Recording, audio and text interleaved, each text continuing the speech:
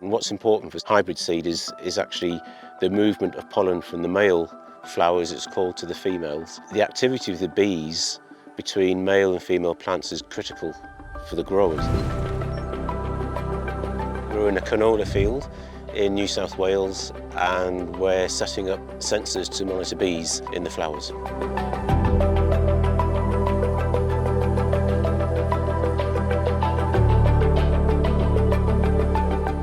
We've got what we call an in-field sensor, acoustic signature of a honeybee flying. It's got a very specific frequency, and we've trained the sensor to identify when it hears that noise. It then detects it, and then that adds as a count. The sensors are the ones placed in and around the flowering canopy of the crop that we're monitoring. They then send their data to a gateway that's positioned within the group, and that gateway collects the data from all the sensors in that group and then sends it up to the cloud where it goes to our server, where it can then be stored in a database and then analysed. What growers have been doing up to now is walking in the fields and just visually trying to judge how many bees there are. As you can imagine, it's very subjective and you can only do it every now and then, but of course you may do that for a few minutes every 3 or 4 days, not even that frequent. Whereas what we're doing with the sensors, they're in the field, in the flowers, and they count bees every second of every single day.